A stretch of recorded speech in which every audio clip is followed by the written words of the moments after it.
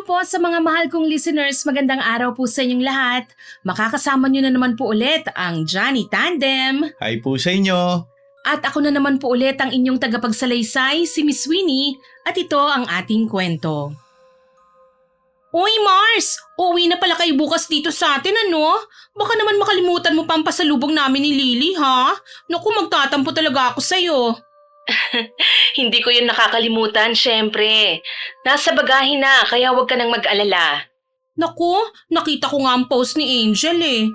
Baka naman madaig pa ni James ang inaanak mo ha? Ang dami mong binigay na coloring book sa kanya eh. Grabe. Gustong gusto kasi ng batang yun ang magkulay. Ay biruin mo nga eh, umaga pa lang daw eh may hawak ng krayola ang bata. Nakakatuwa talaga. Talaga? Aba, buti pa si James, binilahan mo ng pang-drawing na yan. Eh si Lily, hindi mo man lang naisipang bilhan kahit isang lapis. Ha? Wala, nagbibiro lang. Ikaw talaga Mars, hindi ka pa nasanay sa akin. Alam mo namang mahilig akong magbiro eh.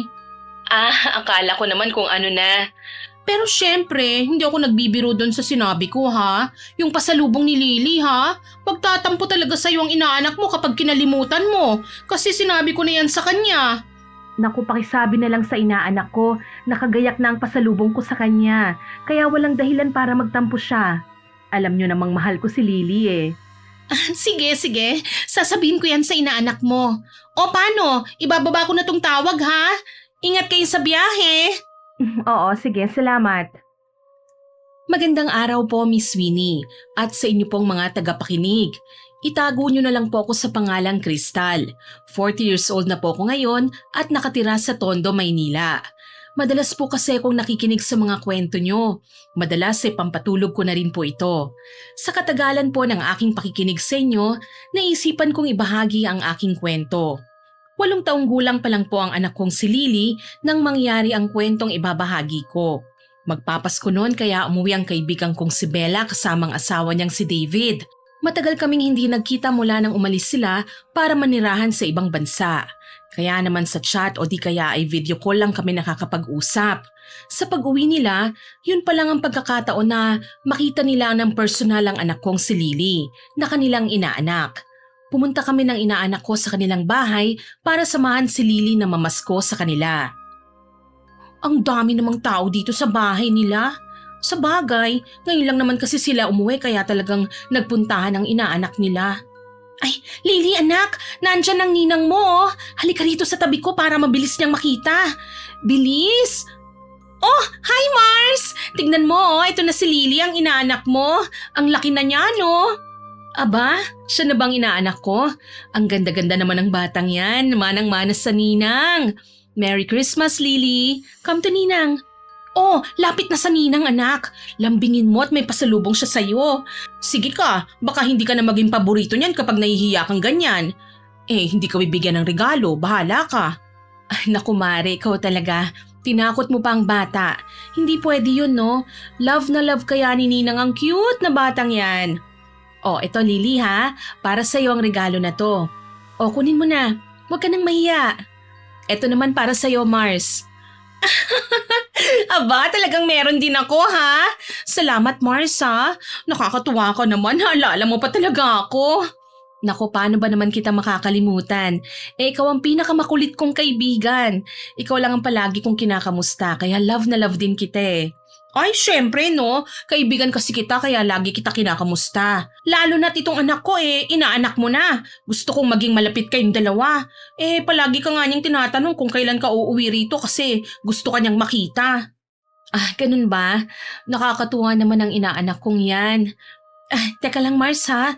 Ito kasi mga bitbit ko na regalo para din sa mga iba kong inaanak. Sandali lang ha at ipapamigay ko muna. Dito muna kayo ha. Babalikan kita mamaya. Ay oo, sige lang Mars, go. Salamat uli ha. Oh Lily anak, say thank you to Ninang. Naku pasensya na Mars ha, masyadong mahiyain talaga tong inaanak mo eh.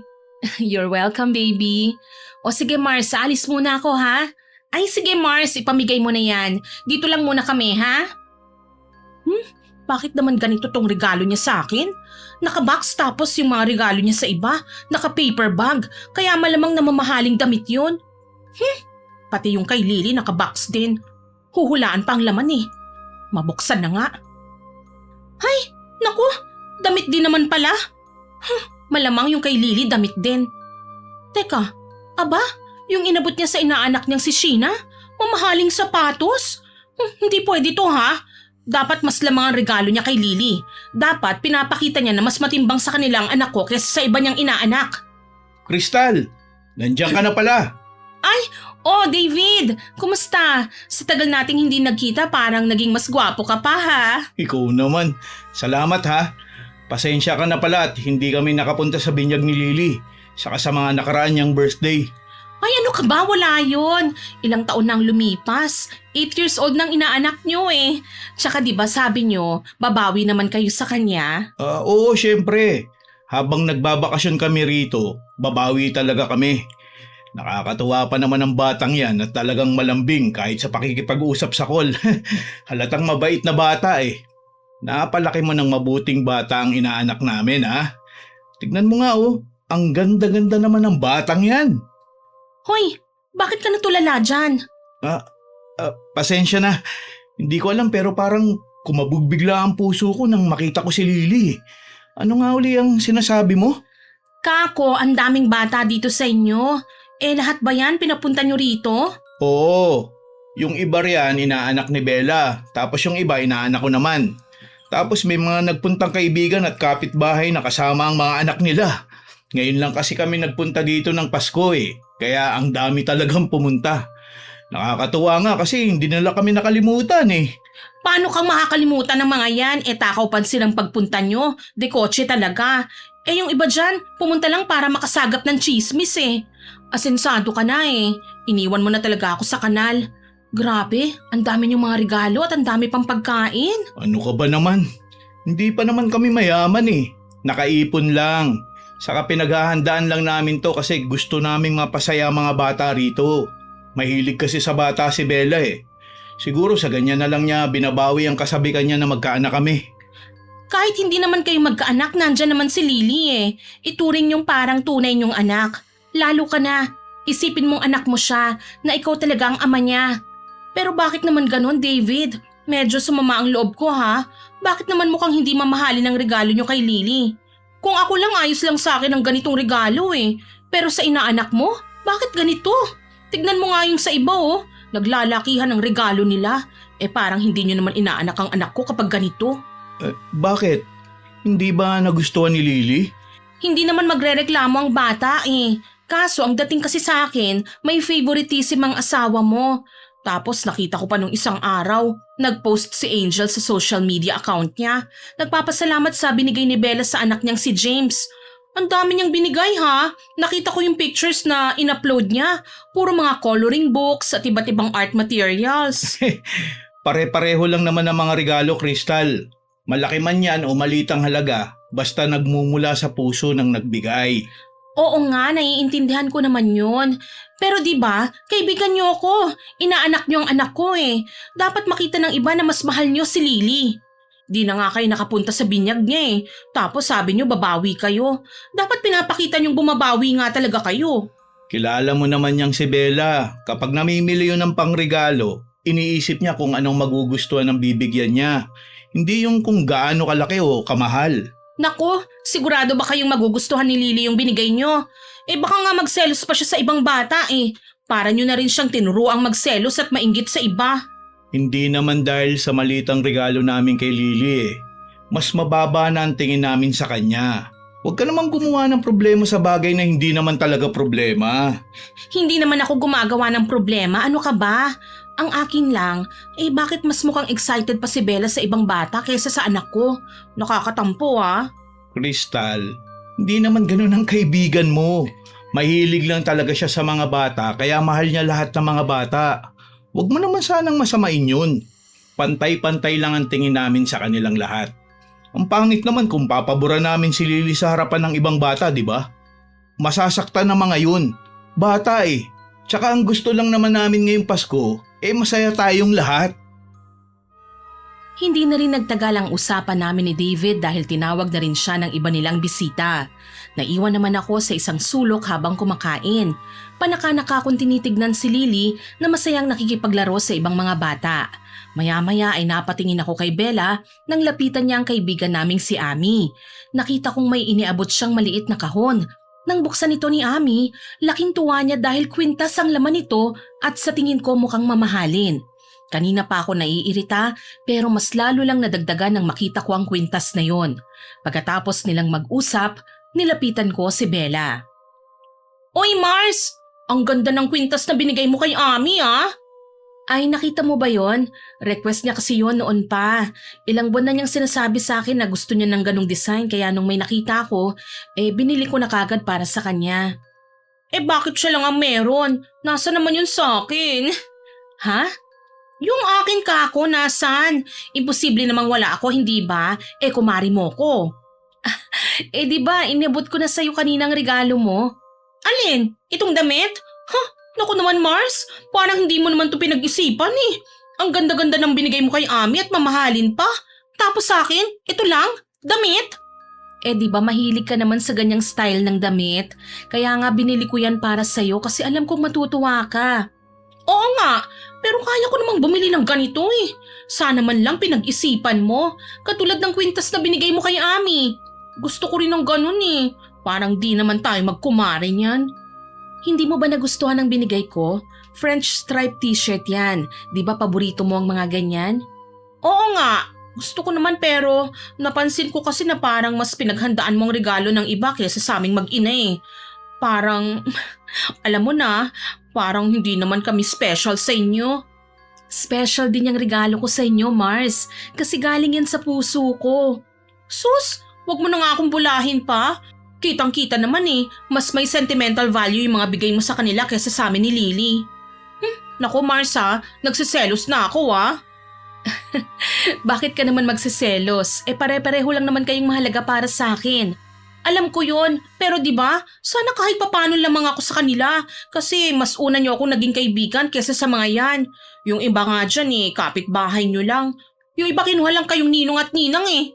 Ako, hello? Kailan ba nagsimula ang friendship natin? Di ba nung mga nag-aaral pa lang tayo sa high school? Oo nga pala. Gusto mo rin ba ng kwintas? Hayaan mo sa susunod bibilhan kita. Wag na, ayoko na. Bumawi na lang kayo sa susunod ha. Sana mas mag-effort naman kayo sa amin ng inaanak nyo kasi baka mamaya magtampo kami sa inyo. Sige ka. Oo na. Sorry na. Babawi ako sa inyo, promise. Matapos ang ilang minuto ay nagpaalam na rin ako sa kanila. Ayaw pang sumama ni Lily pag uwi kasi nakikipaglaro pa siya sa ibang bata. Hindi ko na siya pinilit na umuwi kaya inihabilin ko na lang siya kay David.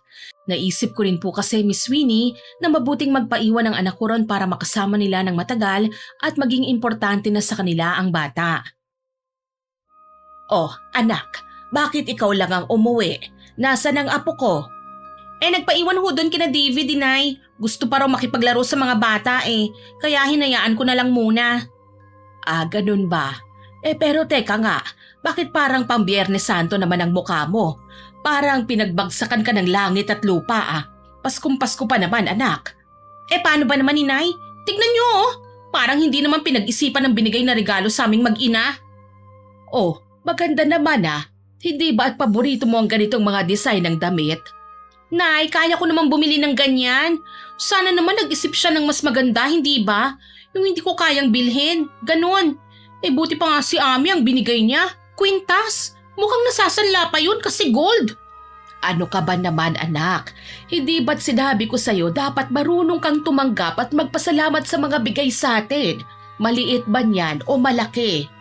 Nay, hindi niyo naman ho ako naiintindihan Tsaka, alam niyo bang sa tagal namin doon ni Lily, saglit lang niya kami pinansin dahil naroon siya sa mga bisita niya. Bisita rin naman kami. Para kaming tangang mag-ina na naghihintay sa kanya. Anak, natural lang naman yun. Kung maraming bisita ang kaibigan mo, hindi naman pwedeng hindi niya harapin ang mga yon at ituon lang ang atensyon niya sa inyo ni Lily. Dapat marunong kang umunawa. Hindi ho pwede yon. Ngayong nakita na nila ng personal ang anak ko, dapat maglaan talaga sila ng oras para sa bata. Hindi ako papayag na mabaliwala si Lily sa susunod, lalo na pagdating kay David. Basta, naiirita talaga ako kapag mas may inuuna silang ibang tao kaysa sa anak ko. Napakamot na lang ng ulo ang nanay ko, Miss Winnie, dahil sa katigasan ng ulo ko. Kahit anong pangaral talaga niya sa akin noon, hindi niya ako nakukumbinsi. Mas nanaig kasi ang inis ko sa mga nangyari. 8:00 na ng gabi nang may kumatok sa pinto. Nagkatinginan pa kami ni nanay bago ko tumayo para tignan kung sino ang dumating ng mga oras na yon. David? Oh, bakit ikaw lang naghatid kay Lily? Nasaan si Bella? Hinatid niya sina Angel at James sa bahay nila. Sumama kasi ang pakiramdam ni Angel kanina eh. Ah, ganun ba? Mas matimbang talaga si James sa kanya kaysa kay Lily, no? Pero hayaan mo na. Ikaw naman ang naghatid sa anak ko kaya ayos na sa akin yon. Ah, halika pasok ka muna. Crystal naman, huwag mo masyadong bigyan ng kahulugan ng mga bagay-bagay. Talaga ba? Kanina nga halos hindi siya makausap ni Lily eh. Tapos ngayon, inuna pa niyang ihatid yung bata. Maghapon siyang nag-asikaso ng mga bata. Ano ka ba naman?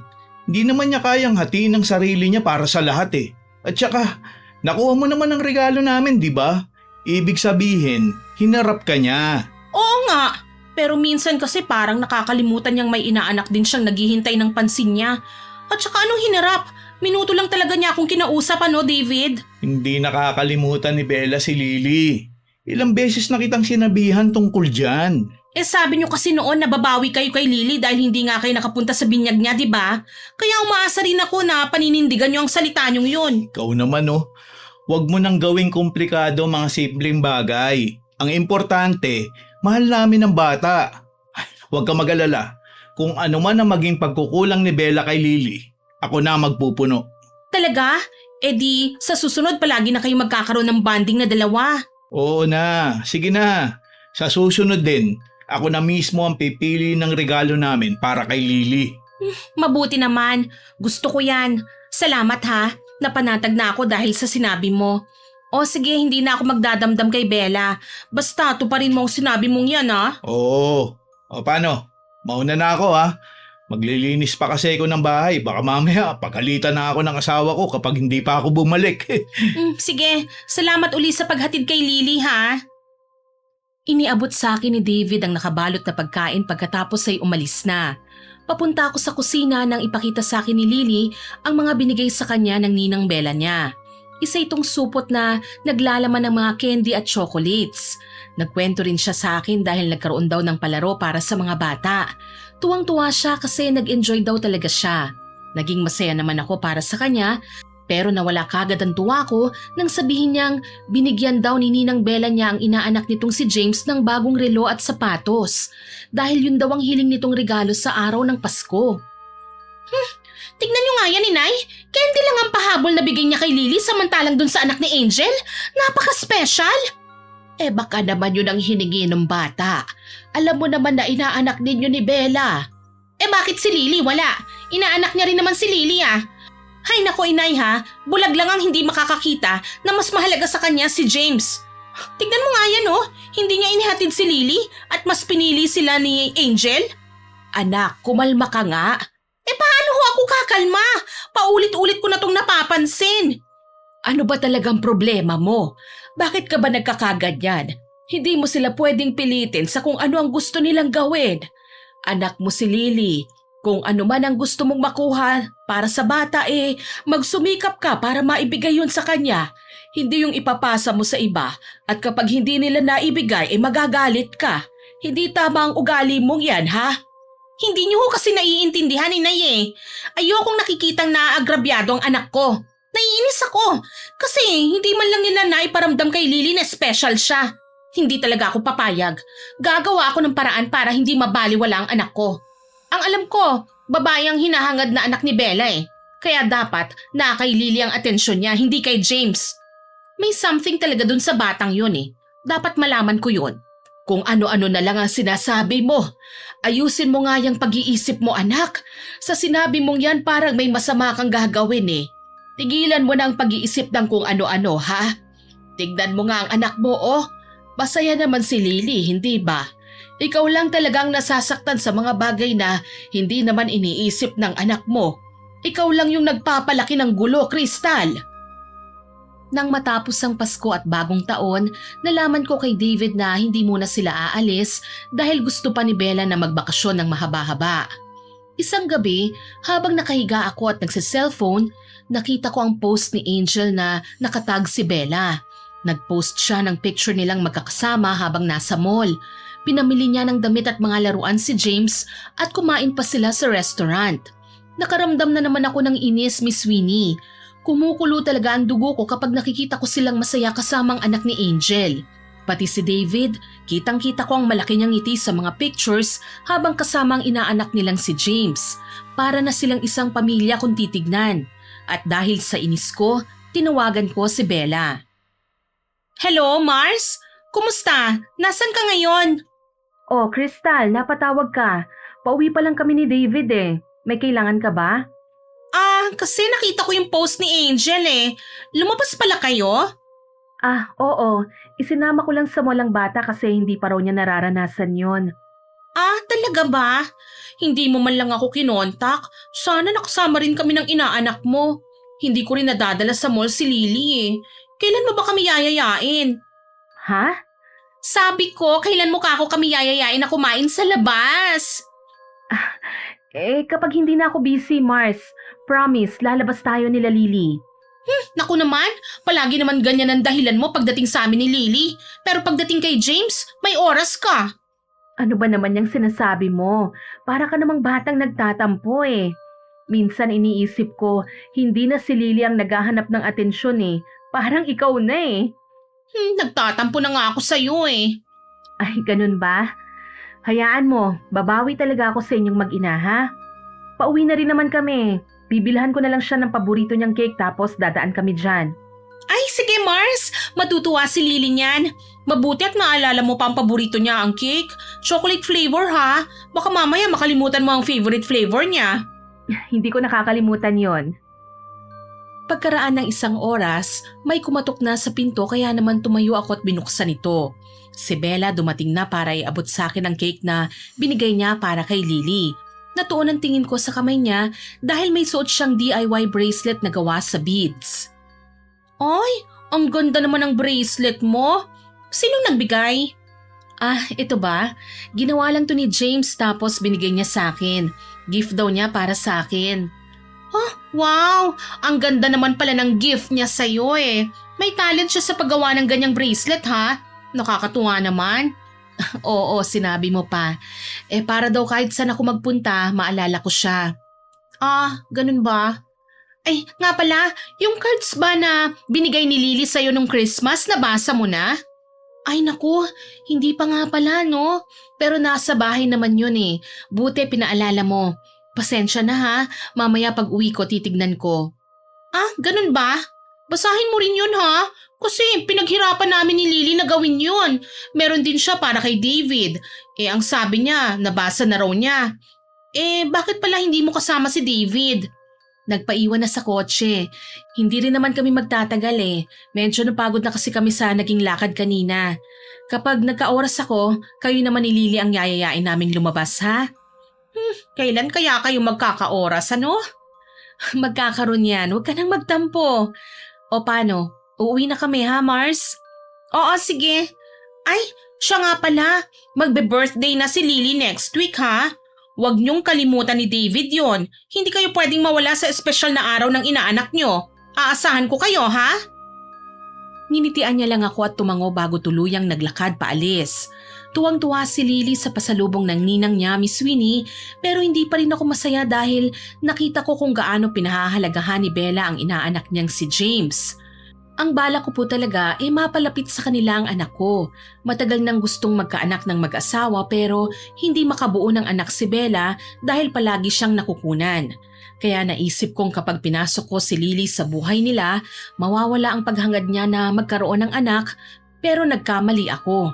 Dahil imbis na si Lily ang kinagiliwan niya, kay James nakatuon ang kanyang atensyon. Kinabukasan maaga akong lumabas ng bahay para sana bumili ng pandesal sa kanto. Habang naglalakad ako, nakita ko si Bella sa isang bahay malapit sa pinagbibilhan ko ng pandesal.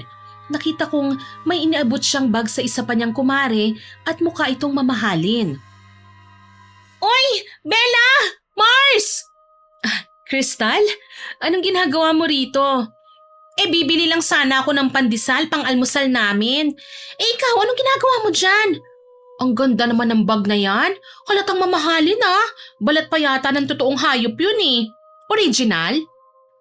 Oo. Pero pinaglumaan ko na lang ito. Matagal nang nakatambak sa cabinet kaya naisip kong ibigay na lang kay Ami. Ang swerte naman ni Ami. Ha? Bakit naman? Wala lang. Ang swerte niya lang kasi ang ganda ng mga bigay mo sa kanya. Naku, Crystal, ano ka ba? Maalaga lang ako sa mga gamit kaya akala mo mukhang bago. Di ba, hindi ka naman mahilig sa mga ganyang bag? Kaya kay Ami ko binigay kasi nag-oopisina siya. Bagay ito sa kanya, magagamit niya sa trabaho. Hindi mo talaga ako kilala, Mars. Mahilig kaya ako sa mga ganyang bag. Baka nga mas maalagaan ko pa yan kaysa sa iba eh. Ganun ba? Sige, hayaan mo. Sa susunod kapag nagkalkal ako ng mga luma kong bag, bibigyan kita. Ganon? Akala ko pa naman babawiin mo sa kanya at hindi mo na itutuloy ang pagbibigay ng bag tapos ibibigay mo sa akin. Uy, Mari, ano ka ba? Nasabi ko na to sa kanya na ibibigay ko kay Ami. Nakakahiya naman kung babawiin ko pa. Joke lang. Ito naman hindi naman biro. Tignan mo nga ang mukha mo, namumula na. Ikaw talaga, puro ka kasi biro eh. Huwag ka nga masyadong seryoso, nakakapangit yan. Sige ka, baka ipagpalit ka ni David. Ikaw kasi. O siya, bibili na muna ako ng pandesal. Nagugutom na si Lily eh. O sige, Mars. Ay nga pala ha, baka naman hindi ka pa makapunta sa birthday ng inaanak mo ha. Naku, magtatampo talaga ako sa'yo nun. Huwag mong kalimutan ha. Oo, mabuti naman. Tumalikod na ako sa kanya at naglakad papunta sa tindahan pero habang papalayo, hindi ko napigilang mapairap. Naalala ko kasi ang bag na binigay niya kay Ami. Alam kong binili yun ni David sa kanya bilang regalo noong anniversary nila, tapos ipinamigay niya lang sa iba. Gusto ko talaga ang bag na yun eh. Sa akin pa nga nagtanong si David noon kung anong bag ang maganda. Akala ko kasi ibibigay niya sa akin yun pero hindi pala. Tapos ngayon kay Ami lang napunta, Miss Winnie. Lalong sumama ang loob ko kay Bella. Naisip ko kasing hindi pala siya marunong magpahalaga. Dumating na ang araw ng kaarawan ni Lily. Maaga akong pumunta sa bahay nila Bella para sunduin sila pero nagtaka ko nang makita kong sarado ang bahay nila at walang tao sa loob. Agad kong tinawagan si David sa cellphone niya. Oh, Crystal, napatawag ka. Nasaan kayo? Bakit walang tao sa bahay niyo? Gumala na naman ba kayong mag-asawa? Mukhang may nakalimutan kayo ha? Ha? Mukhang wala naman yata. Ano ba yun? Nandyan ka ba sa bahay? Anong ginagawa mo dyan? Birthday ni Lily ngayon, David! Ha? Ngayon na ba yun? Naku, pasensya na ha. Pakisabi na lang sa inaanak namin na happy birthday. Sorry, hindi kami makakapunta eh. Ha? Babati na lang kayo sa cellphone pa? Nasan ba kasi kayo? Nasa ospital kami ngayon eh. Bakit? May sakit ba si Bella? Hindi. Ayos lang naman siya. Bakit kayo nasa ospital? Si Angel kasi, bigla na lang siyang inatake sa puso kanina. Kaya kami ni Bella ang nagsugod sa kanya sa ospital. Ha? Ano namang kinalaman niyo kay Angel? Bakit lagi na lang kayo nakikialam sa buhay niya? Wala namang ibang makakatulong sa kanila, Crystal.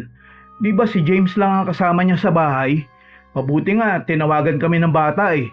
Kaya naisugod namin kagad si Angel sa ospital. Pero birthday ni Lily ngayon, David. Kayo pa talagang dalawa ni Bella ang nandyan? Sana kahit ikaw man lang ay makasama ni Lily sa mismong birthday niya. Ano ba naman yan? Agaw eksena naman ang mag-inang yan? Buwisit talaga? Sorry na. Sige na, magpapaalam ako kay Bella para makapunta ako dyan ha. Huwag ka nang mainis. Dapat lang ano? Wala nang mas importante pa sa birthday ng anak ko. Kahit wala si Bella, dapat ikaw hindi ka mawala. Naiintindihan mo? Oo na. Emergency lang kasi to eh. Hindi naman natin to ginusto. Sige na, kakausapin ko si Bella. Hintayin nyo na lang ako sa bahay nyo ha. Hahabol ako, promise. Hapon na nang may humintong sasakyan sa tapat ng bahay namin. Nang tignan ko ito, nakilala kong kotse yun nila David at Bella. Si David lang ang bumaba sa kotse, may dala siyang malaking regalo at cake. Napangiti ako dahil kahit hapon na, pumunta pa rin siya sa kaarawan ng anak ko. Happy birthday, Lily! Pasensya ka na ha kung ngayon lang ako nakapunta. Heto may regalo si Ninong para sa'yo. Akala ko makakasama mo si Bella eh.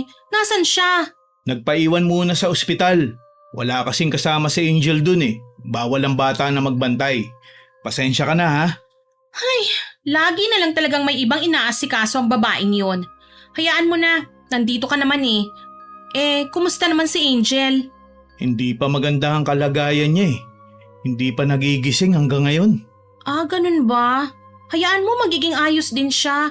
Huwag na nating pag-usapan yan ha. Isipin muna natin si Lily. Dapat masaya siya ngayong kaarawan niya. Oo, tama ka. Hayaan mo.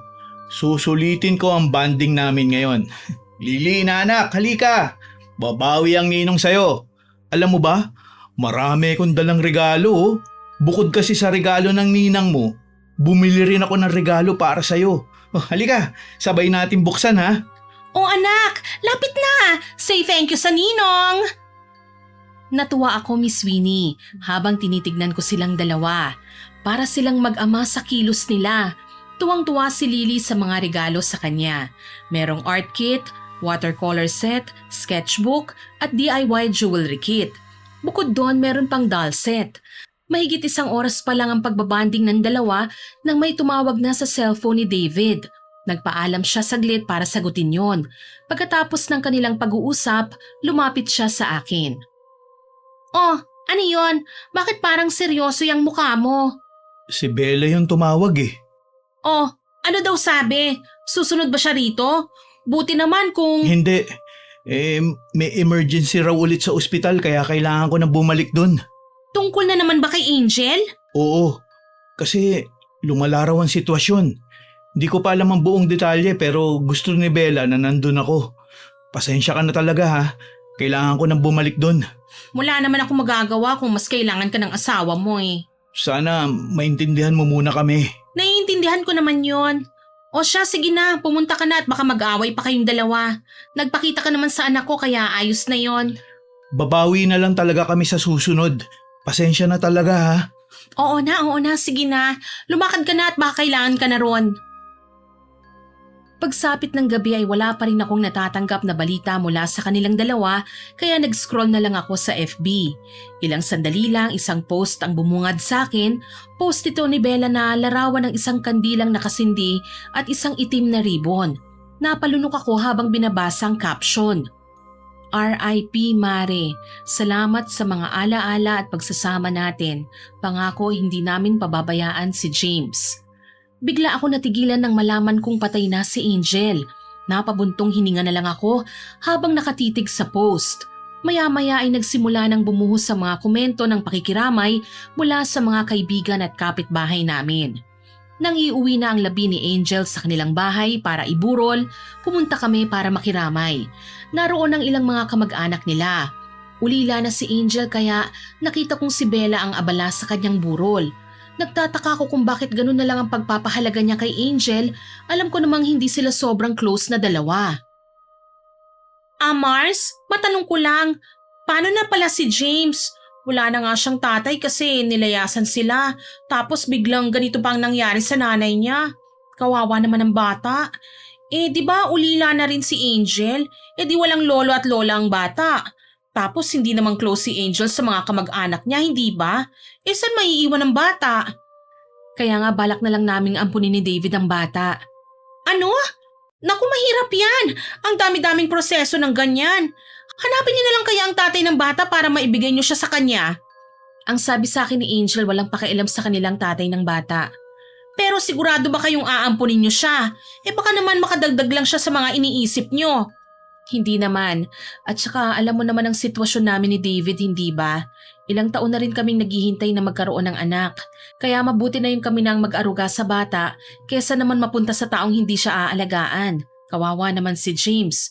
Mabait at matalino siya kaya alam kong hindi kami magkakaproblema sa kanya. Okay lang ba talaga kay David yan? Nakausap mo na ba siya?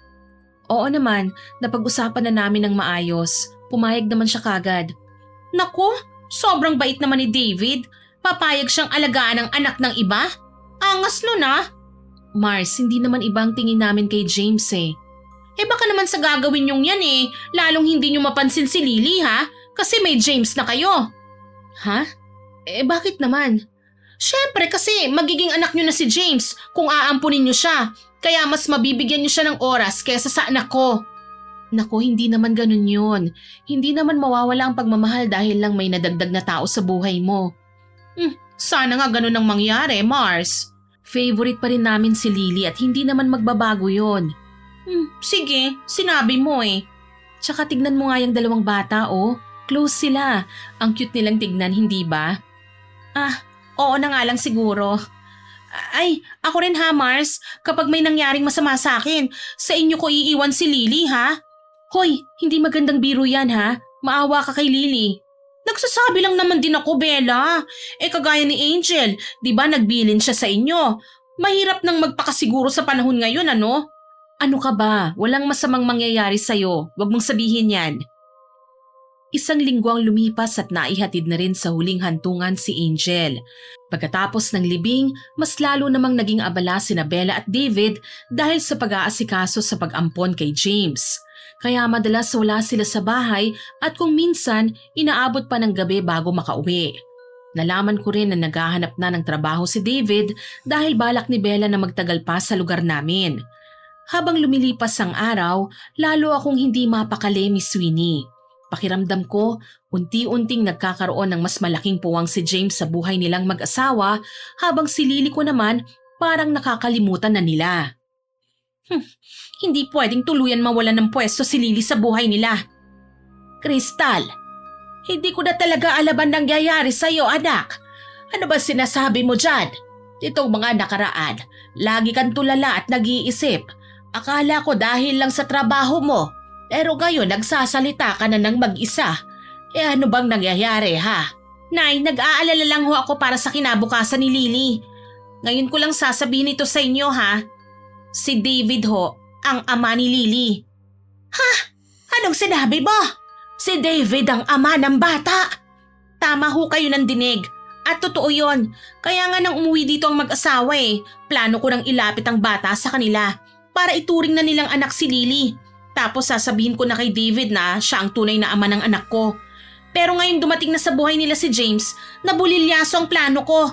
Hindi ako papayag na mawalan ng puwang ang anak ko sa buhay nila, no? Mas may karapatan ng anak ko, Nay, kesa dun sa James na ampon lang naman. Sandali nga. Naguguluhan ako. Akala ko ba ang ama ng bata ay yung dati mong nobyo? Sinabi ko lang ho yun kasi ayokong masira ang buhay nila David at Bella.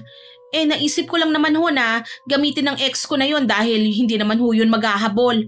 Maghahabol pa ho ba siya? Patay na dahil nabundol ng truck habang nagbabike.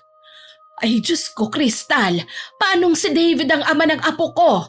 Nay, may nangyari ho kasi sa amin ni David noon bago sila umalis ni Bella papunta sa ibang bansa. Pareho kaming lasing noon at dahil nagpainom ho sila, dun ho may nangyari at hindi na namin naisip ang magiging resulta. Isang beses lang naman ho yung nangyari kaya akala ko hindi mabubuo.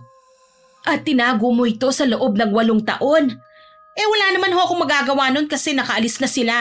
Masaya na sila at ayoko ring sirain ang relasyon nila. Pero bakit ngayon mo gustong ilabas? Dahil naisip ko hong mas mabuting lumaki si Lily na may ama. Buhay naman ang tunay niyang ama, kaya bakit ko ipagkakait? Hindi ko na sana ipagtatapat kay David ito basta matanggap nilang bata at ituring na parang anak. Kaya lang ho lumilihis sa plano ko ang lahat Ano yon? Magiging masaya silang pamilya kasama ang James na yon habang binabaliwala nila ang anak ko na sarili niyang dugo? Hindi ako papayag ng ganun, Inay Hindi pwede yun. Ay Diyos ko po, bakit kailangan mo pang guluhin ang buhay nila? Pabayaan mo na sila.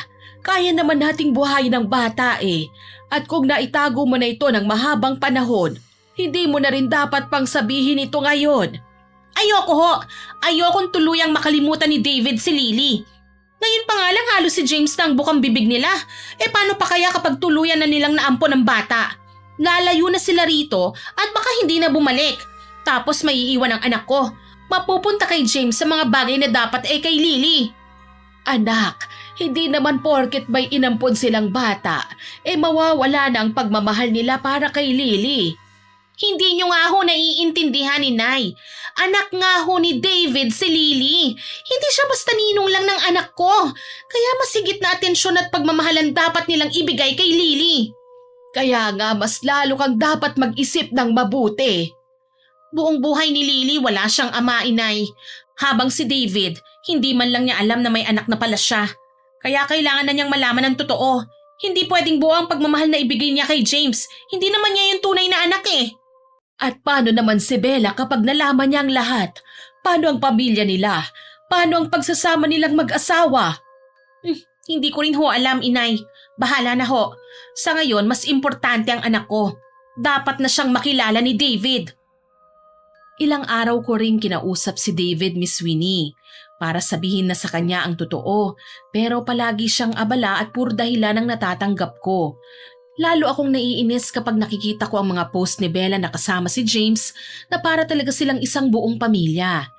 Dahil sa halo-halo kong emosyon, selos, galit at inggit, nakabuo ako ng isang desisyon na sa tingin ko ay makakatulong para tanggalin sa landas ko si Bella. Pumunta po ako sa isang mambabarang at binayaran ko siya para bigyan ng sakit si Bella. Noong panahon po kasing yun, ang barang lang ang nakikita kong solusyon na makakawasak sa binubuong pamilya ng kaibigan ko. Ilang araw akong naghintay na makita ang resulta ng ginawa ko. Halos araw-araw akong nangungumusta sa mag-asawa na para bang kaibigan akong laging nagmamalasakit. Pero ang totoo, gusto ko lang malaman kung ano ang totoong kalagayan ni Bella. Hanggang isang araw, nabalitaan kong nagkasakit na siya. Hindi ko napigilang mapangiti sa ibinalita ni David at nang hapon ding yon, isinama ko si Lily sa bahay nila para kumustahin at silipin ang kalagayan ng ninang niya. Si James ang nagbukas ng pinto para sa amin at pinatuloy kami sa loob ng bahay. Naku Mars, anong nangyari sa'yo? Kumusta ka na? Ewan ko ba kung bakit bigla na lang akong nilagnat. Uminom naman ako ng gamot pero hanggang ngayon masama pa rin ang pakiramdam ko. Ang sakit din ng ulo ko at batok ko. Trangkaso na nga yata ito, Mars eh. Kaya lang napapansin ko kapag umiinom ako ng gamot lalong lumalala. Ayan na nga bang sinasabi ko eh. Masyado mo kasing pinapagod ang sarili mo. Tignan mo, napabayaan mo na tuloy ang sarili mo. Ayos lang ako. Gagaling din naman ako eh. Grabe ka naman mag-alala. Pero salamat sa pagdalaw ha. Huwag ka kasing masyadong magpakasipag. Isipin mo rin ang kalusugan mo. Pati tuloy ang inaanak mo eh, nag-aalala sa'yo. Ay, halika nga rito, Lily. Lapitan mo ang ninang mo. Ano ka ba, Mars? Huwag mo nang palapitin ang bata at baka mahawa sa lagnat ko. Hayaan mo na, Lily. Diyan ka na lang. Gagaling din si Ninang. Huwag ka nang mag-alala, ha? Maglaro na kayo ni James sa sala. Doon na kayong dalawa. Alam mo, lagi kang ang hinahanap niyan eh. Paulit-ulit na nagtatanong kung kailan daw kayo pupunta sa bahay. Yung mga binigay niyo kasing regalo sa kanya noong birthday niya, wala naman siyang makalaro. Kaya sana kapag weekend sa bahay kayo, isama niyo si James para makapaglaro ang dalawa ha? Oo nga, tama ka. Wala nga ring makalaro si James eh. Naku, pasensya na kamo ha, sabihin mo kay Lily. Sobrang naging abala ang ninang niya nitong mga nakaraang araw tapos ngayong nagkita kami may sakit naman ako. Ay, oo nga pala. May ibibigay ako para sa paborito kong inaanak. Sandali lang ha at kukunin ko. Oh, kaya mo bang tumayo? Oo naman, may trangkaso lang ako at hindi pa naman ako lumpo. Aray. Oh, bakit? Anong nangyari? Ayan na nga bang sinasabi ko eh. Nalalambot pa ang katawan mo. Iutos mo na lang sa akin ang kukunin mo at ako nang kukuha. Aray ko. Ang tiyan ko, Mars. Bigla na lang sumakit. Tulungan mo nga ako. Aray. Teka lang, Mars ha. Anak, puntahan mo nga dun sa kusina si Ninong David mo. Dalian mo. Parang may tumutusok na kung ano sa tiyan ko. Sobrang sakit. Hala, Diyos ko! Nagsuka ka na, oh! David! Ano ba? Ang bagal mo! Bilisan mo nga! Ano ba tong nangyayari sa akin? Aray! Napakasakit talaga! Mars, hindi ko na kaya! Sobrang sakit na talaga! Ay, teka lang Mars ha! Hintayin lang natin si David ha! Han! Ano nangyari sa'yo? Nagsuka na lang bigla. Tapos sobrang sakit daw ang tiyan niya. Dalhin mo na sa ospital para malaman kung napano ang asawa mo. Naku, namimilipit ka na sa sakit. Halika, bubuhatin na kita sa kotse. Dalian nyo na! Huwag nyo nang alalahanin si James. Dito na lang muna kami ha. Ako nang bahala sa kanya. Salamat, Crystal ha. Buti na lang nandito ka. Huwag ka na magpasalamat. Umalis na kayo! Bilis na! Pagkaalis nila, hindi ko napigilang mapangiti dahil alam ko kung bakit nagkaganon si Bella, Miss Winnie. Sinabi rin sa akin ng mambabarang na binayaran ko na sa tuwing iinom siya ng gamot o di kaya dadalhin si Bella sa ospital, mas lalong lalala ang kanyang karamdaman. Kaya ganon ko na lang sila pinagtabuyan.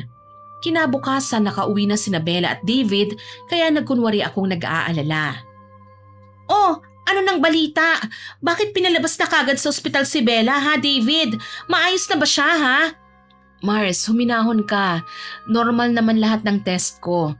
Lagnat lang daw talaga. At sa taas ng lagnat ko, kaya sumakit ang tiyan ko at nagsuka. Kaya pala lumalala ang sakit ko dahil mali ang ininom kong gamot. Hindi raw hiyang sa akin kaya pinalitan nila. Bakit ka pa nga umuwi?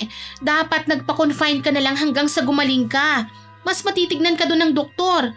Tsaka alam mo, baka kailangan mo lang talagang magpahinga. Baka naipon na rin ng stress at pagod kalalakad nyo sa pag-aampon kay James. Yan na nga rin ang sinasabi ko sa kanya eh. Kaso ayaw niya magpa-confine kasi inaalala niya si James na walang kasama rito sa bahay. Nahihiya siya sa'yo kasi baka maabala ka pa raw niya. Baka nga sa sobrang pagod lang to. Pahinga lang to at tamang gamot. Ano ba naman kayo? Hay nako! Ang tigas din naman ng ulo mo, Mars! Kumusta na nga pala ang paglalakad nyo ng papel sa pag-ampon kay James? Ayos naman, wala namang problema. Sabik na nga si David na mailipat sa apelyido niyang bata Gusto niya talagang magkaroon ng anak. Kumusta naman ang tungkol sa ama ng bata, Mars? May balita ba kayo? Baka kasi mamaya maghabol yun nasa na nga ba yun ngayon? Matagal nang walang balita si Angel sa kanya Totally abandoned na si James. Bahala na ang korte doon. Ganun ba? Sige Mars uuwi na kami para makapagpahinga ka. Hindi ko na kayo pakikialaman sa pag-aampon nyo kay James. Mas okay na nga sa inyo mapunta ang bata kesa sa iba tapos aapihin lang siya. Salamat ulit sa pagtulong mo Mars. Ay wala yun. Magpagaling ka Ilang gabi na ang lumipas bago ko tinawagan si David para sabihin na ang totoo tungkol kay Lily. Ilang beses pa akong tumawag bago niya sinagot. Oh, hello, bakit? Napatawag ka? Pwede ba tayong mag-usap? Pumunta ka rito sa bahay, David. Bakit? Importante ba yan? Oo, sobrang importante. Sige, kapag natapos ko na itong mga gawain sa bahay, pupunta ako dyan. Oo, sige, hihintayin kita. Gabing-gabi na pero hindi pa rin nagpunta sa bahay si David, Miss Winnie. Naiinis ako dahil pakiramdam ko sa tuwing magkakaroon ako ng pagkakataong sabihin ang totoo kay David, laging si Bella ang humahadlang. Dahil doon, nabuo sa isip ko ang isang desisyong hindi ko na sana dapat binalikan. Kinabukasan, muli akong nagpunta sa mambabarang para pabilisin ang kamatayan ni Bella. Pag-uwi ko ng bahay, kinausap ako ni nanay. Mag-usap ga tayo, Crystal. Oh, bakit ho, inay? Namimili kasi ko sa bayan kanina at nakita kita na galing ka sa bahay ni Aling Sisa nung pauwi na ako sakay ng tricycle. Anong ginagawa mo ron, ha? Nay, wag niyo na ho akong tanungin. Ang mga taong pumupunta lang doon, yung mga taong may pinapabarang o pinapakulam, Crystal. Tanyag naman babarang ang matandang yon. Sino ang pinabarang mo, ha? Si Bella ba? Si David? Wag na nga ho kayong makialam, inay. Pabayaan nyo na lang ho ako. Mas mabuting wala na ho kayong alam. Hindi mo alam ang pinapasok mo, anak. Lahat ng ginagawa mo ay may balik sa'yo. Masyado na ho kayong nakikialam, inay, ha? Ano naman kung may balik ang ginagawa ko? Kahit ano kaya kong tanggapin basta para ho ito sa anak ko. Anak naman, wag mo namang ilagay ang sarili mo sa kapahamakan. Ay, pwede ho ba, inay? Hindi ako mapapahama kaya wag ho kayong praning dyan. Isang linggo ang lumipas at nabalitaan ko mula sa isa naming kapitbahay na lumalaraw ang kalagayan ni Bella. Hindi na ako nakatiis. Pumunta na ako sa bahay nila dahil gusto kong ako mismo ang makakita ng paghihirap niya. Laking gulat ko nang makita ko siya. Sobrang iba ng itsura niya. May mga tumubong malalaking butlig sa katawan niya, pati na rin sa muka. Malansa at mabaho na rin ang amoy niya. Diyos ko naman! Ano bang nangyari sa'yo, Mars? Hindi ko nga rin alam eh. Nahihirapan na ako sa totoo lang. Pinapabayaan ka ba ni David dito, ha? Hay, ang baho mo na, oh! Hindi naman pero kasi kahit anong linis niya sa katawan ko, hindi maalis ang amoy kaya nga naaawa na ako kay David eh. Naaawa ka sa kanya pero sa sarili mo, hindi. Bakit hindi pa kayo bumalik sa ospital? Malala na pala ang kalagayan mo. Sa totoo lang, nakailang punta na kami pero wala silang makitang kakaiba. Puro allergies lang at kung ano-ano lang ang sinasabi sa akin pero kahit ano namang ipahid o igamot sa akin, wala namang gumagana. Gusto mo bang dumito na muna ako para naman may aalalay sa'yo, ha? Nahihirapan din akong makitang ganyan ka eh. Sigurado ka ba? Paano si Lily? Baka hanapin ka. Nandun naman si nanay, siya na munang bahala kay Lily. Maiintindihan niya naman ang sitwasyon ngayon eh. Sige, salamat ha. Mabuti talaga at nandyan ka palagi. Ang totoo niyan, Miss Sweeney, kaya ako nagpasyang tumuloy muna sa kanila dahil gusto kong makita ang paghihirap niya. At bukod doon, ang makasama na rin si David. Naisip ko po kasi na dapat masanay na si David na kasama ko para kung sakaling mawala na ng tuluyan si Bella, hindi na siya maghahanap pa ng iba at magagawa niya akong tanggapin kagad. Kapag naiisip ko yon, sobrang saya ko kasi mabubuo na rin ang pamilya namin. Ako, si Lily at si David. Si James naman po, handa ko na rin siyang tanggapin bilang parte ng pamilya. Isang gabi, nagising na lang ako sa sigaw ni Bella. Dali-dali akong tumakbo papunta sa kwarto nila ni David. Bella, anong nangyari? Ha? Ano yan? Uod ba yan? Han, bakit may mga ganyang sumasama sa suka mo? Hindi ko alam. Aray, ang sakit. Ang sakit ng tiyan ko. Bakit ganyan ang suka mo, Mars? Kulay itim na maraming maliliit na uod. Bleh! Pati ako nasusuka na rin tuloy. Dadalhin ko na siya sa ospital. Aray, napakasakit talaga. Parang may humahalukay sa tiyan ko. Tulungan niyo ako. Ano ba naman yan?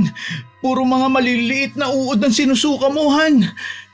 Nagmamadaling lumabas si David habang buhat si Bella. Naiwan akong nakatayo habang nakatingin sa isinukang mga uod ni Bella. Pero imbis na matakot o maawa, kakaibang kasiyahan ang nararamdaman ko, Miss Winnie. Pakiramdam ko kasi malapit na ang katapusan ng kaibigan ko. Habang lumilipas ang mga araw, mas lalong nangihina at pinahihirapan ng sakit si Bella. Kung ano-anong pagsusuri na ang ginawa ng mga doktor sa kanya, pero wala silang makitang malinaw na dahilan sa kanyang totoong kondisyon. Dahil dito, lalo lamang nabalot ng pag-aalala si David. Sinamantala ko ang bawat pagkakataon para ipakitang handa akong tumulong at sumuporta sa kanya. Ilang araw na si Bella sa ospital pero lalo siyang nangihina kaya siya mismo ang pumirma ng waiver para ilabas na siya roon. Sa bahay na namin inalagaan ng kaibigan ko.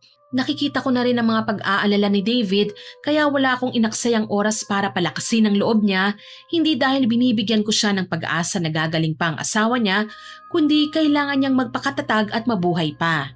Dahil kami na ni Lily ang magiging pamilya niya kapag natuluyan na si Bella. Kumain ka na ba?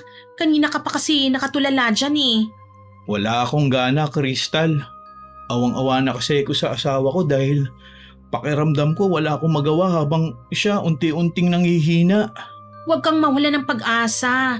Sigurado akong gagaling din siya. Pero ikaw, kailangan mong alagaan ang sarili mo, ha? Salamat ha. Oo nga pala.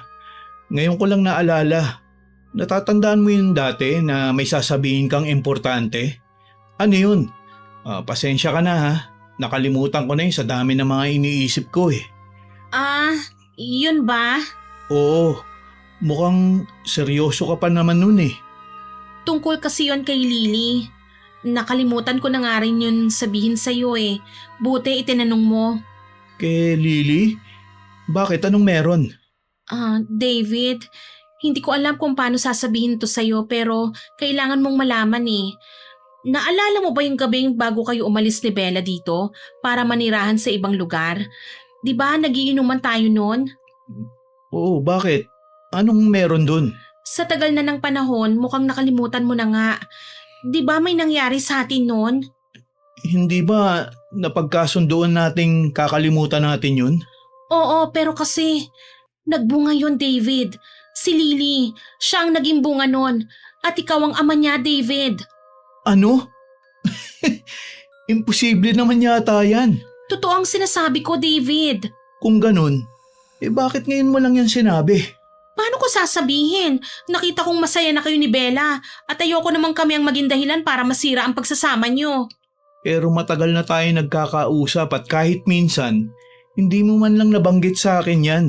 Dahil natakot ako noon. Pero ngayon wala na akong dahilan para itago pa ito sa'yo. Seryoso ako, David. Ikaw ang ama ni Lily at kahit magpa-DNA test pa tayo. Kaya pala may kakaiba akong nararamdaman sa tuwing nakikita ko siya. Hindi ko lang maipaliwanag kung bakit eh. Siguro, yun ang lukso ng dugo na sinasabi nila. Dahil nga anak mo siya. Kung totoo man yan, gusto kong bumawi sa'yo at lalo na kay Lily. Wala namang problema yon, David. Basta gusto ko lang na sabihin sa'yo, ano man ang mangyari, nandito kami ng anak mo. May pamilya ka pa rin, ha?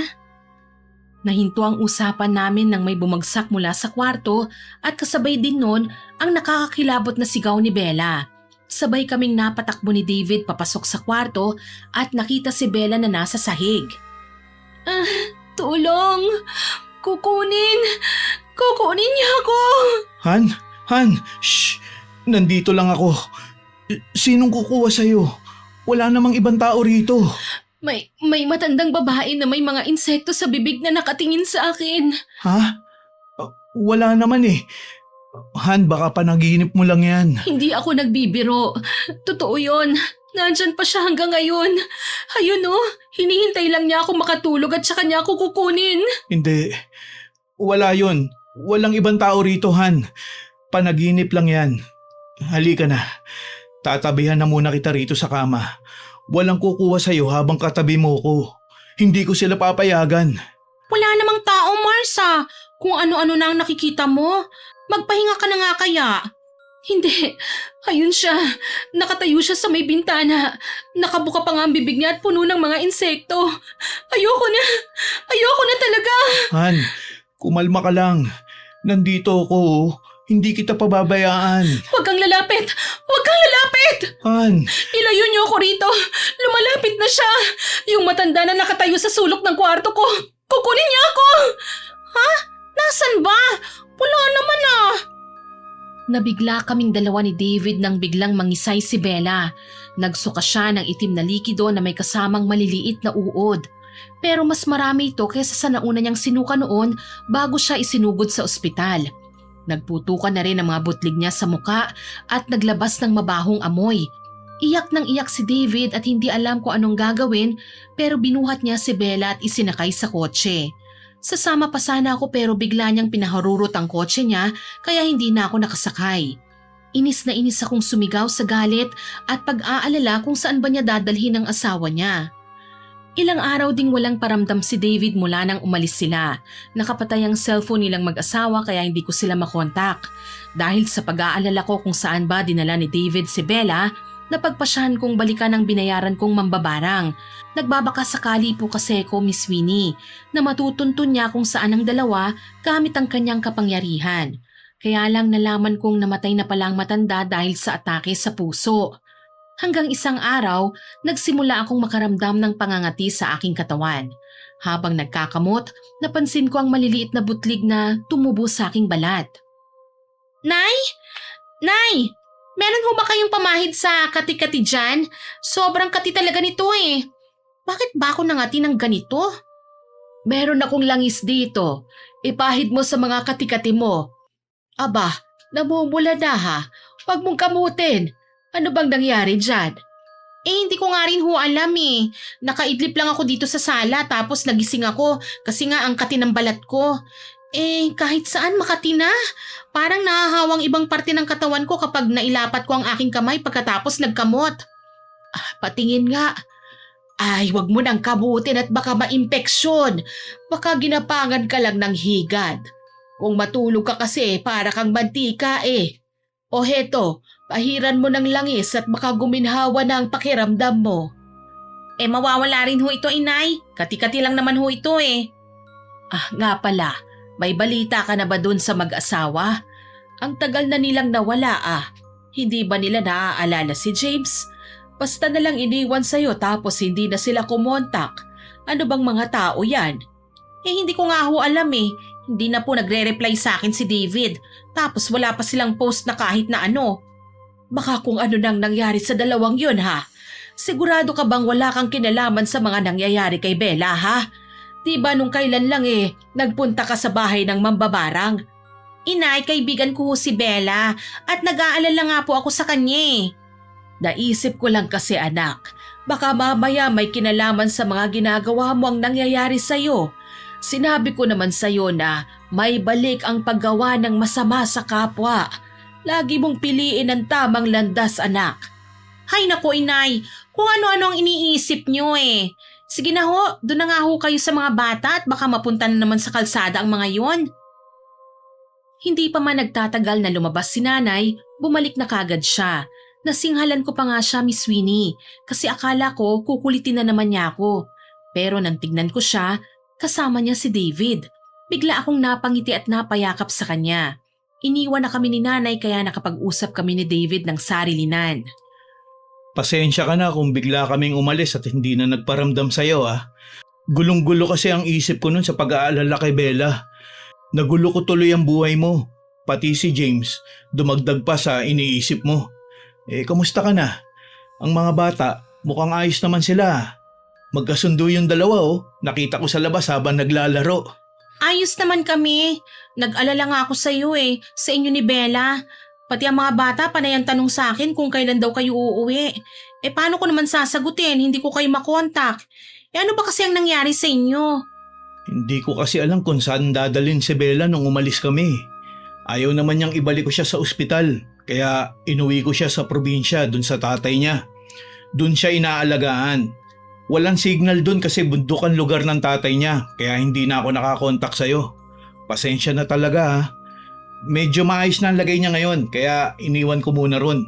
Nagpaalam ako na bibisitahin ko kayo ni James. Humihingi pala siya ng pasensya sa'yo kasi naabala ka raw niya ng gusto. Ayos lang sa akin yon. Ang mahalaga gumaling na siya para bumalik na sa normal ang buhay niya. Pagbalik mo, sabihin mo sa kanya na hinahanap na siya ng mga bata ah. Talaga bang nagiging maayos na ang karamdaman niya? May pagbabago na ngayon. Sa tingin ko, magtutuloy-tuloy na ang paggaling niya. Naalagaan kasi siya ng maayos dun eh. Ay, ganun ba? Mabuti naman. Siya nga pala, ano nangyari dyan sa braso mo? Bakit namumula? Wala ito. Ginapangan lang ng higad. Pahiran mo agad ng suka para matanggal ng balahibo ng higad sa balat mo. Okay lang ako. Huwag mo na tong isipin. Nga pala, magtatagal ka ba rito? Ang mga bata kasi... Marami kong kailangan ayusin dito kaya ako umuwi. Kasama pa si Lily sa mga ayusin mo ha? Diba sinabi ko naman sa'yo na... Crystal, walang alam si Bella tungkol kay Lily. Wala akong sinabi sa kanya at saka hindi ko pa kayang sabihin sa kanya. Ayoko masira ang relasyon namin. Kaya sana ipapakiusap ko sa'yo na kung pwede, isekreto na lang natin ang lahat. Huwag kang mag-alala. Susustentuhan ko si Lily. Hindi ko siya pababayaan. Marahan akong tumango sa sinabi niya, Miss Winnie. Pero durog na durog ang puso ko ng mga oras na yon. Ang pag-asang mabubuo ang pamilya namin, bigla na lang gumuho dahil sa pasyang ginawa ni David. Lalo akong nagselos at nagalit kay Bella. At nang malaman kong magtutuloy-tuloy na ang kanyang paggaling, umakyat sa ulo ko ang dugo ko ng dahil sa galit.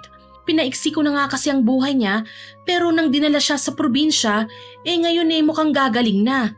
Hindi ako makakapayag kapag nangyari yun. Dahil doon muli akong naghanap ng mambabarang para tapusin na ang buhay ni Bella. Para kasi sa akin, hindi na siya kaibigan kundi isang tinik sa aking lalamunan. Isang babaeng kaagaw ko sa lahat ng bagay na gusto kong magkaroon. Gusto kong maangkin si David. Gusto kong makuha ang pamilyang binubuo niya. Gusto kong mapasakin ang buhay niya. Sobrang nilamon ako ng selos, inggit at galit ng panahong yon. Mahimbing akong natutulog isang gabi nang bangungutin ako. Nagpakita sa akin si Bella. Nakatayo sa sulok ng kwarto, nabubulok ang mukha niya, nangingitim ang balat at may mga insektong gumagapang palabas ng kanyang bibig. Nakatingin lang siya sa akin nang hindi kumikilos. Walang emosyon ang kanyang mga mata. Umalis ka rito! Umalis ka! Nay! Tulong! Nay! Anak, anong nangyari? Kumising ka! Binabangungot ka! Si Bella, inay! Nakatayo siya sa sulok! Nakatingin siya sa akin! Tinatakot niya ako! Paalisin niyo siya! Wala namang tao dyan, anak ha. Mag-isa ka lang dito sa kwarto mo. Hindi ho, inay! Nandyan talaga siya! Nakatayo siya dyan, no? Halika. Uminom ka muna ng tubig para kumalma ka. Pinabangungot ka lang dahil siguro yan sa pag-aalala mo kay Bella. Kahit sa panaginip, dinadalaw ka niya. Oh, heto anak. Hawakan mo itong rosaryo. Magdasal tayo. Nagdasal si nanay ng gabing yon, Miss Winnie. Pero ang bawat salitang binibigkas niya, parang matinis na tunog o boses na nanunuot sa tenga ko. Sobrang sakit. Parang nababasag ang eardrum ko kaya sigaw ako ng sigaw dahilan para mataranta si nanay. Binitiwan ko na rin ang rosaryo kasi para itong nagbabagang uling sa tindi ng init. Nagwala ako at pinagtabo yan si nanay para lumabas ng silid. Wala siyang nagawa kundi ang sumunod sa akin. Pagkalabas niya, doon pa lang ako kumalma. Mula noon, bawat gabi binabangungot na ako. Kung ano-ano ang laman ng aking bangungot. Minsan mga patay na hindi ko naman kakilala. Minsan naman puro mga gagamba, ahas at alakdan na gumagapang sa buong katawan ko. Ano ba tong nangyayari sa akin? Palala na ng palala ang nararamdaman ko. Tapos parang sobrang bloated na ako kahit wala naman ako masyadong kinakain. Pati tong mga kati-kati ko sa katawan mas lumalala pa. Kahit pahiran ko na ng ointment at langis ni nanay, hindi naman gumagaling. Teka, si Bella to May post siya? Matignan nga. Ano? Okay na siya? At nagagawa pa niyang magpakasaya? Nag-e-enjoy pa talaga siya sa paliligo sa falls? Ikaw na babae ka? Bakit pa hindi ka pa mamatay-matay? Para kang masamang damo. Bakit parang hindi naman tumalabang barang sa kanya? Magaling na ba talaga siya? Hindi pwede to. Paano siya gumaling ng ganyan kabilis? Bakit ako yata ang napapahirapan ng ganito imbis na siya? Bakit nagkapalit kami ng kalagayan ngayon? Hindi pwede. Hindi ako papayag. Ayokong masira ang mga pinaghirapan ko. Kailangan niyang mawala. Sa akin na dapat mapunta ngayon ang lahat ng meron siya. Dahil nawawalan na ako ng pag-asa na matupad na ang mga plano ko, kinalkal ko ang nakaraan ni Bella. Naisip ko kasi, Miss Winnie, na kung hindi ako nagtagumpay na patayin siya sa barang, baka may makuha akong impormasyon para masira sila ni David. Naalala ko po kasi na nabanggit sa akin ni David noon na may dating kasintahan si Bella. Malakas kasi ang kutob ko na hindi lang basta kaibigan si Angel at hindi lang basta bata si James para pag-aksayahan ni Bella ng panahon at umabot pa sa pag-ampon. Kahit hirap na ako sa aking kalagayan, nagawa kong takasan si nanay para hanapin ang dating kasintahan ni Bella. Kumuha ko ng service na tricycle at nang masumpungan ko nga siya, tinanong ko ang tungkol sa nakaraan nila. Doon ko nalaman ang isang sikretong nabunyag dahil sa pag-uusisa ko. Anak pala talaga ni Bella at ng dati niyang kasintahan si James. Kahit araw-araw akong nangihina dahil sa karamdaman kong hindi gumagaling-galing, kahit napanay ang inom ko ng gamot, naging matatag pa rin ako habang iniisip na may pag-asa pang mabuo ang pamilya ko. Madaling araw no nang bigla akong nagising dahil gusto kong masuka. Dali-dali akong tumakbo sa banyo, pagyuko ko sa inidoro, maitim at malapot na likido ang sinuka ko. Napahawak ako sa aking tiyan nang biglang humilab ito at para bang may kung anong gumagalaw sa loob. Bakit ganito ang suka ko? Nay! Nay, halika rito! Tulungan niyo ako! Inay! Ano bang nangyayari sa'yo? Inay, ang sakit ng tiyan ko parang humihilab. Yung suka ko, kulay itim na rin. Diyos ko naman anak, ngayon lang ba nangyari yan ha? Hindi na yan normal. Sige na, tumayo ka na. Dadalhin kita sa albularyo. Hindi ito pwedeng ipagpabukas pa. Kailangan ka ng magamot. Albularyo? Oo anak, malakas ang kutob kong binabarang ka. Nay, ako? Binabarang? Huwag ka munang mag-isip ng kung ano-ano. Hindi yan makabubuti sa'yo. Halika na, mag-ayos ka na ng sarili mo. Dahil sa bagal kong kumilos, inabot na kami ng pagsikat ng araw, Miss Winnie. Hinang-hina po kasi ako noon at talagang pakiramdam ko, isang ihip lang ng hangin, mabubuwal na ako. Parang wala na ring laman ang ulo ko dahil sa sobrang gaan nito. Pagbukas ni nanay ng pinto, tumambad naman sa amin si David. May mga dala siyang grocery at prutas. Natigilan siya nang makita ang kalagayan ko.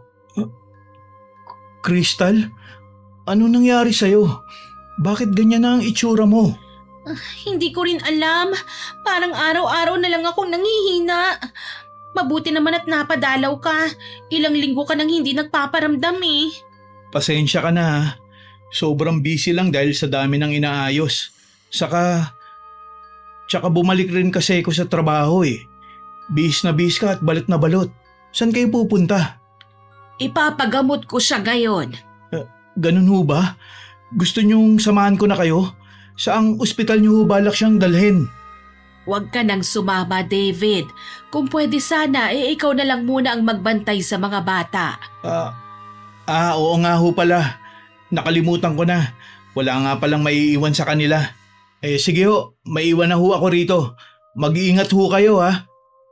Naputo lang usapan namin nang biglang dumating si Bella, Miss Winnie. Nang magtama ang aming paningin, bigla na lang akong bumagsak sa sahig na para bang nawalan ng lakas ang mga tuhod ko. Nakaramdam ako ng takot. Sobrang lakas ng kabog ng dibdib ko na halos hindi ako makahinga. Ang mga tingin niya sa akin, parang ang daming tanong at ang daming kinikimkim na galit. Bella, bakit hindi mo sa akin sinabi na uuwi ka na? Sana nasundo kita. Hindi ko talaga sinabi kasi gusto kong sorpresahin ang traidor kong kaibigan. Han, kumalma ka lang. Kalmado naman ako eh. Pero tignan mo ang itsura ng babaeng yan. Hindi pa ba halata na nalipat sa kanya ang barang na ginawa niya sa akin? Ha, Crystal? Bakit hindi ka ngayon makasagot? Hindi ba't pinabarang mo ko? Sumagot ka! Ay, teka. Anong ibig mong sabihin, Bella? Hindi ko maintindihan ang sinasabi mo. Bakit pinararatangan mo ng ganyan ang kaibigan mo? Dahil yun po ang totoo, Nanay Olive. Ang anak niyo ang dahilan ng mga paghihirap ko. Gusto ko ring malaman kung anong dahilan ng anak niyo at bakit nagawa niya sa akin yun. Itinuring ko siyang tunay na kaibigan. Bakit, Crystal? Bakit? Sumagot ka! Han, tama na. Hindi na maganda ang lagay niya. Hayaan muna natin siyang madala sa ospital. Kapag magaling na siya, saka mo siya kausapin. Pwede ba yun? Hindi siya gagaling, David. Kagaya ng nangyari sa akin, mas lalo lang lalala siya sa ospital. Pinabarang ako ng babaeng yan, kaya gusto kong malaman kung bakit niya nagawa sa akin yon. Sumagot ka ngayon, Crystal! Bella, sabihin mo, paano ka gumaling? Curious ka doon? Gusto mo bang tulungan din kita na gumaling, ha? Albularyo ng tatay ko, Crystal. Hindi ko alam na nag-aral siya para maging albularyo at makagamot ng mga taong binabarang. Pinili niyang tumira sa probinsya para magamot ang mga nangangailangan. Siya ang nagpagaling sa akin. Kaya nalaman kong ikaw ang nagpabarang sa akin. Pero ang hindi ko alam kung bakit mo nagawa sa akin yon. Ang sabi ng tatay ko, uulitin mo uli ang barang at hindi ka titigil hanggat hindi ako namamatay. Kinakain ka na ng selos, galit at inggit. Bakit ha? Bakit, Crystal? Dahil kay Lily. Si Lily ang pinakamahalaga sa akin, Bella. Gusto kong magkaroon siya ng buong pamilya. Pinilit ko siyang ilapit sa inyo. Pero kayo ang nagtutulak sa kanya palayo. Kayo rin ang nagtulak sa akin na gawin ito. Ang gusto ko lang naman maging parte ng pamilya niyo si Lily eh. Parte na ng buhay namin ng bata.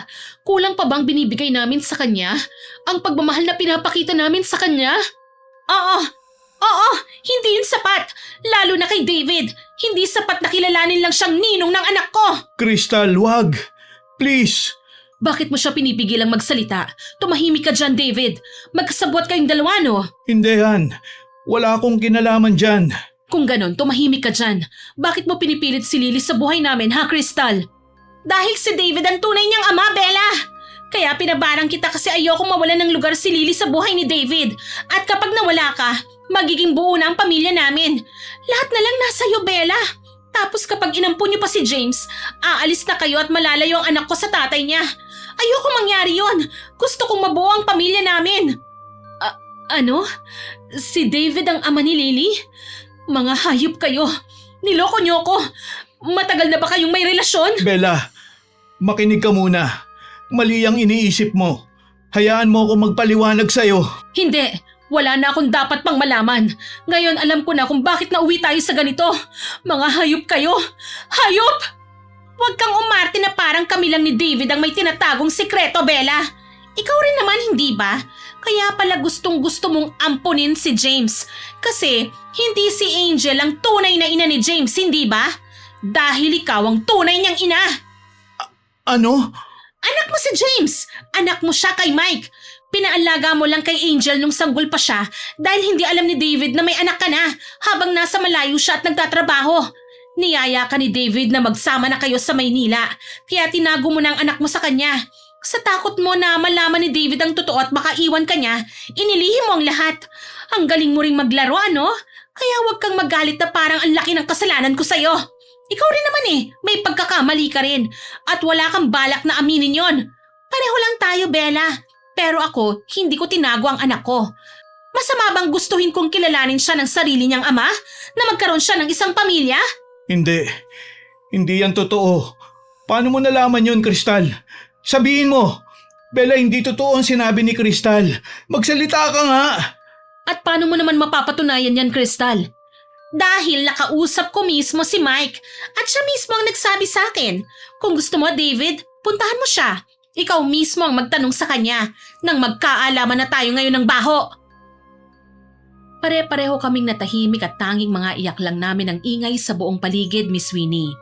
Hindi na kumibo si Bella dahil doon pinatunayan niyang totoo ang mga sinabi ko. Iniwan namin sila para makapag-usap. Dinala naman ako ni nanay sa albularyo para ipagamot. Doon ko nalaman na bumalik nga sa akin ang barang na ginawa ko para kay Bella dahil sa agimat na binigay ng tatay niya sa kanya. Ang agimat daw na yon parang salamin na bumabanda ang barang at ibinabalik ito sa gumawa ng sumpa. Yun ang dahilan kung bakit ako ang sumalo sa barang na dapat sana ay para kay Bella. Hindi ko po talaga alam na pwede palang bumalik sa akin ang barang. Naging kampante po kasi ko na wala namang mananakit sa akin dahil wala naman po akong ibang kaaway. At hindi ko maisip na gagawin sa akin ni Bella yon dahil kilala ko siyang mabait at hindi kayang manakit ng ibang tao. Iyak ng iyak ang nanay ko noon, Miss Winnie. Magkahalo ang galit at awa niya sa akin dahil umabot ako sa puntong sinira ko ang aking sarili dahil lang sa paghahangad ng mga bagay na hindi naman talaga dapat para sa akin. Natuto po ako sa aking pagkakamali. Nagsisi ako at hindi ko alam kung paano ko ulit sisimulan ang buhay ko. Mabuti na lang at sa mga araw na kailangan ko ng gabay, hindi po ako iniwan ng nanay ko. At si Lily, siya ang naging dahilan ko para magpatuloy sa buhay. At natutunan ko rin pong tama si nanay. Kaya ko naman po talagang buhayin ng mag-isa ang anak ko. Kinain lang po ako ng matinding selos at paghahangad sa buhay na meron si Bella. Ang pamilyang inaasam ko. At yun din po ang magtuturo sa akin ng leksyon para magising sa katotohanan. Sa ngayon po, Miss Winnie, namumuhay ako kasama ng aking pamilya. Nakapag-asawa na po ako ng taga-Tondo at nagkaroon ng 2 kapatid si Lily. Ilang taon din po ang dumaan bago kami nagkapatawaran ni Bella. Yung tipong tanggap na namin ang aming pagkakamali at kaya na naming muling mag-usap na walang hinanakit sa isa't isa. Naging matatag naman po ang pagsasama nila ni David. Nagkapatawaran din sila at nangakong ibabaon na sa limot ang naging pagkakasala nila sa isa't isa. Matagal man bago sila nagkapatawaran pero nalaman kong mahal po talaga nila ang isa't isa kaya mas pinili nilang harapin ang pagsubok ng magkasama. Masaya na rin po ako para sa kanila. Malaki na rin po si James para malamang may kapatid siya sa katauhan ni Lily. Miss Winnie, ang buhay ko po ay lumiko. Naligaw po ako ng landas. Nagkamali ako at napuno ng selos at inggit. Pero lahat naman po ng tao ay nagkakamali. Ang mahalaga, nagbabago at natututo mula sa pagkakamaling yon. Sana po may aral ding matutunan ng inyong mga tagapakinig sa aking naging karanasan. Marami pong salamat sa pagsasabuhay ng pinadala kong liham. More power po sa inyong channel. Muli, lubos na gumagalang, Crystal ng Tondo, Maynila. Sana po nagustuhan niyo ang binahagi kong kwento ngayon. Pero bago ko po tapusin ito, hindi ito makukompleto nang walang shoutout sa masusugid nating listeners. Siyempre, Shoutout po kay Enrique Gascon, kay Giselle Capiding, kay Raymar Orquinaza, kay Elizabeth Dunca, at kay Yuli Pagara na nag-comment po sa Bida-Bida na Katrabaho Upload. Ang sabi po niya, "Hi po Miss Winnie and Sir John. Silent listener po ako dito sa Kuwait. Tanong lang po, ilang taon na po ba kayo? Yung boses niyo kasi ni Sir John parang kadidibo lang."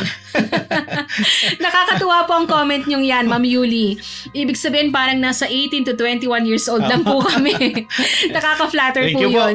Pero may edad na rin po kami ni Sir John. Thank you pa rin po sa comment na yan. Maraming salamat din po sa lahat ng nakinig at nagkomento sa mga nauna naming upload ha. Abangan niyo pa po sana ang mga susunod naming upload at huwag kalilimutang mag-subscribe, like, share and comment sa mga stories namin. Para po mabilis niyong makita kung may bago kaming upload, pindutin niyo lang po ang notification bell para lagi kayong updated at notified. Aasahan ko pa rin po ang inyong suporta ha. Konti na lang, 100k subscribers na po tayo. tama. Siyempre, aasahan ko pa rin po ang tulong nyo para ma-reach yan. Muli, ako po si Miss Winnie at kasama ko pa rin po si Sir John. Bye-bye po. Nagpapasalamat po kami sa inyong walang sawang pakikinig at pagsuporta. God bless po sa ating lahat. Till next upload po!